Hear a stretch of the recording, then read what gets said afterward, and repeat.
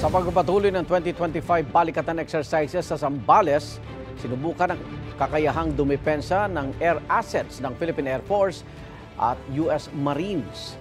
May unang balita si Darlene Kai. Dito sa baybayin ng Naval Base sa San Antonio, Zambales, isa-isang pinalipad ang 13 drones. Bawat drone ay tinatarget, pinapuputukan at pinababagsak. Parte ito ng Integrated Air and Missile Defense Activity na bahagi ng nagpapatuloy na Balikatan 2025 Joint Military Exercises sa pagitan ng mga puwersa ng Pilipinas at Amerika. Pinangunahan ng Philippine Air Force at US Marines ang defense activity. Tampok sa training exercises na ito ang US MADIS o Marine Air Defense Integrated System na dinala at ginamit sa Pilipinas sa unang pagkakataon. Ang US MADIS ay ginagamit para sa pag-target ng short range o malapit ang depensa ng himpapawid mula sa lupa. Kakibat naman ang Spider ng Philippine Air Force. Ipinakita rin sa media ang US Avenger na isa ring short-range air defense missile system. Itong Integrated Air and Missile Defense Activity ng bahagi ng Balikatan 2025 ay layong ipakita yung kakayahang dumepensa laban sa mga banta o threat na manggagaling sa himpapawid. Malaki raw yung maitutulong nito sa depensa sa coastlines o dalampasigan.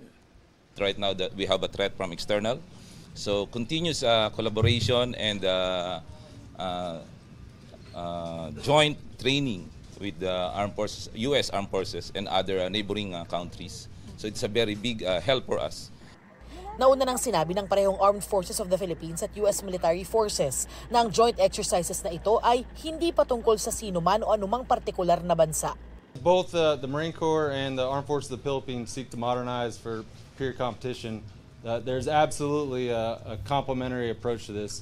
So MADIS is short range, Spider is more of a medium range capability. They both engage different threats, and the more we work together, it'll only seek to enhance our collective lethality. Ayon sa Philippine Air Force, isasama nila ang MADIS sa mga irerekomendang military equipment na dapat ay mayroon din ang Pilipinas. We don't know what threat will happen. That's why we always train. Because of this training, it will enhance our skills and our capability and improve our doctrines. Ito ang unang balita. Darlene Kai para sa GMA Integrated News. Igan, mauna ka sa mga balita, mag-subscribe na sa GMA Integrated News sa YouTube para sa iba't ibang ulat sa ating bansa.